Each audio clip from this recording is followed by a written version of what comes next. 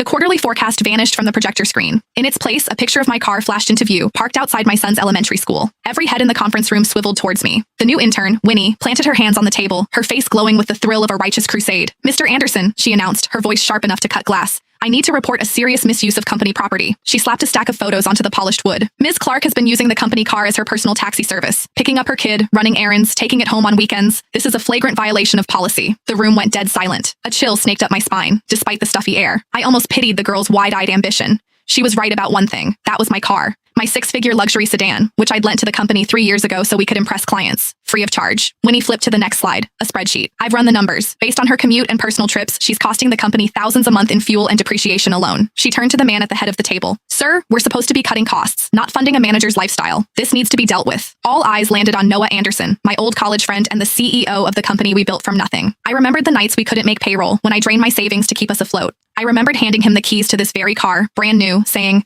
"The company needs this more than I do." He'd used it for 3 years. I'd paid every cent for gas, insurance, and maintenance. I'd even been the one to drive it to the airport for client pickups when our driver was out. Everyone in this room knew it was my car. Trevor from marketing, who just last week borrowed it to take his father to the hospital, was suddenly fascinated by his keyboard. Macy from reception, who took it for joyrides every month, shot me a look of pure disgust. Noah's fingers tapped a slow, deliberate rhythm on the table, his tell when he was weighing his options. He wouldn't meet my gaze. "Ava." His voice was cold, unfamiliar. "Is what Winnie said true?" The air left my lungs. True?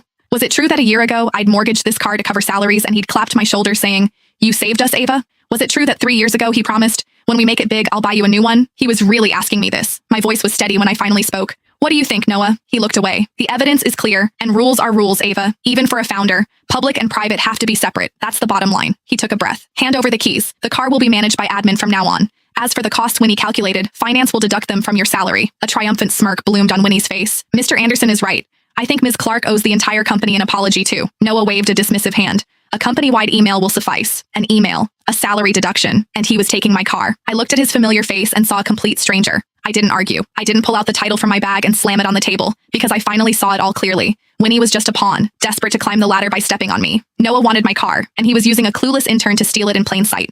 3 years is a long time. Long enough for a lie to feel like the truth, for a gift to be mistaken for an entitlement. I stood, my movements slow and deliberate. I pulled the keys from my bag and set them on the conference table. The metallic clink cut through the silence. "Fine. I accept the decision." My eyes found Noah's, a faint, cold smile touching my lips. "I hope the car continues to bring the company good luck." Noah, who had clearly braced for a fight, let out a slow breath. The tension drained from his shoulders. "Ava, it's for the best. You have to understand, my hands are tied here." Winnie snatched the keys, clutching them like a trophy. "See? If you just cooperated, we wouldn't have had to make this a public spectacle." I gave her a long look, a flicker of pity the only thing I felt. She had no idea what she was holding. She thought she'd just won the battle. In reality, she'd just handed me the match.